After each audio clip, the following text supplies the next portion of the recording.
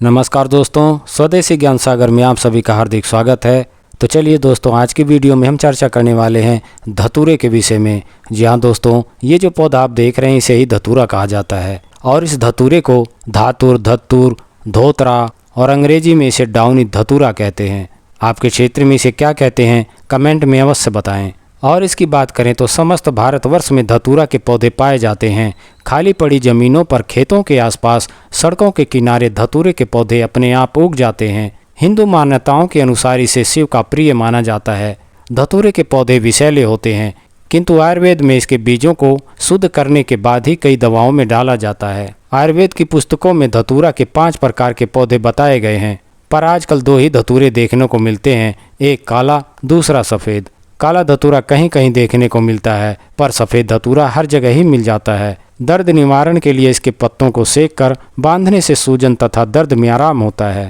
तो चलिए अब बात करते हैं इसमें पाए जाने वाले रासायनिक तत्वों के विषय में। तो इसके पूरे पौधे में हायोसाइमिन, एट्रोपिन, मेटियोलोडिन और विटामिन सी पाया जाता है।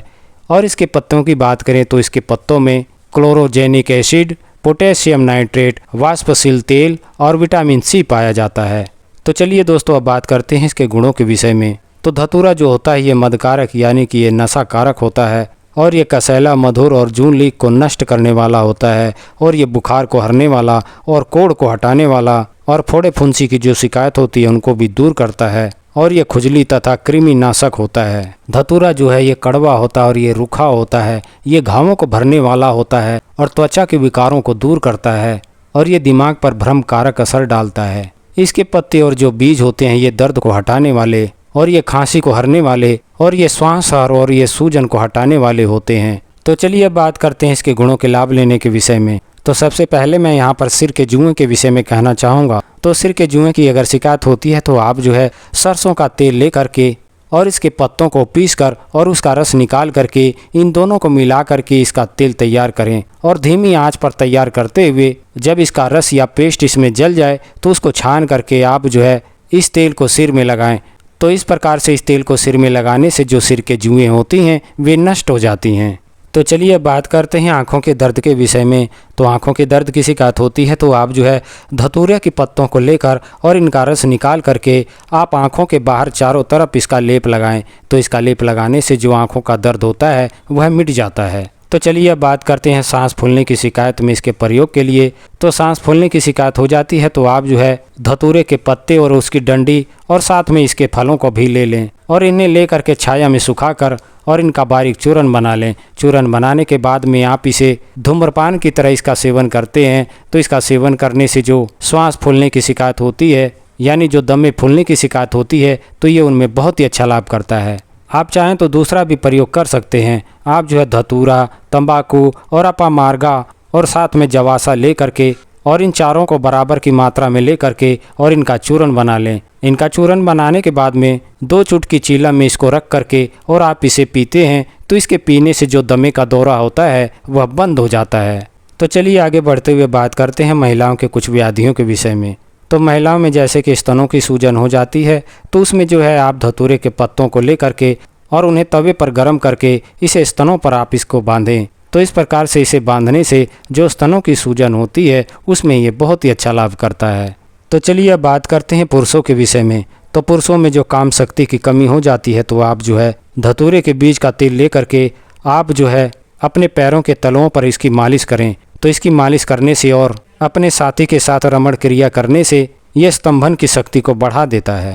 तो दोस्तों यहाँ पर मैं आप लोगों को दूसरा भी प्रयोग बताना चाहूँगा। आप जो है धतूरे के फल लेकर और इन्हें पीस करके और इन्हें दूध में डाल करके इसकी दही जमा दें। अगले दिन आप जो है इस दही को भिगो करके और इसमें से घी निकाल लें और इस घी को कामेंद्रिय पर मलते हैं तो इसके मलने से जो उसकी कमजोरी और ढीलापन होता है इसके मलने से वे सारी शिकायतें दूर हो जाती हैं। तो चलिए चर्चा को आगे बढ़ाते हुए बात करते हैं गठिया के विषय में। तो गठिया की शिकायत हो जाने पर आप जो है इसके पूरे पौधे को ले करके और इसका रस निकाल लें और उस रस में आप तिल का तेल मिला करके इन्हें पका करके आप तेल को सिद्ध करें। जब इसका रस उसमें जल जाए तो इस तेल को ले करके और इसे छान करके आप शीशी में सुरक्षित रख लें और इस तेल की मालिश करने से तथा साथ में धतूरे के पत्ते बांधने से जो गठिया का दर्द होता है वह मिट जाता है और इस तेल का लेप लगाने से जो खाज खुजली होती हैं उनमें भी ये बहुत ही अच्छा लाभ करता है। तो चलिए बात करते हैं किसी भी प्रकार के सूजन के विषय में इसके प्रयोग के लिए। तो आप जो है धतूरे के पीसे हुए पत्तों को ले करके और उसमें शिलाजित मिला करके आप इसका लेप करें। तो इसका लेप करने से जो अंडकोश की सूजन होती है और फेफड़ों की सूजन होती है और साथ में जो पेट के ऊपर की सूजन होती है और जोड़ों में जो आई हुई सूजन होती है उनमें यह बहुत ही अच्छा लाभ करता है। तो दोस्तों आपसे निवेदन है कि इस पौधे की अगर आपको पूरी तरह से जानकारी नहीं है तो आप किसी अनुभवी व्यक्ति की देख रेख में ही इसका प्रयोग करें, क्योंकि मैं पहले ही बता चुका हूँ कि ये बहुत ही विषाक्त पौधा होता है और जितने भी मैंने प्रयोग बताए हैं वे सारे बाहरी प्रयोग बताए हैं और बाहरी प्रयोगों में आप इसका निर्भय होकर के इसका प्रयोग कर सकते हैं। तो दोस्तों आशा करता हूं कि मेरी यह जानकारी आपको पसंद आई होगी। मेरी यह जानकारी आपको पसंद आई है तो कृपया करके चैनल को सब्सक्राइब करें और इस वीडियो को लाइक और शेयर करें। साथ में बेल आइकन को भी प्रेस कर लें ताकि आने वाली हर वीडियो आप तक पहुंचती रहे। वीडियो पूरा देखने का आपका बहुत बहुत धन्यवाद। फिर मिलते हैं अगली वीडियो में नई जानकारी के साथ। तब तक के लिए नमस्कार, जय हिंद, जय भारत।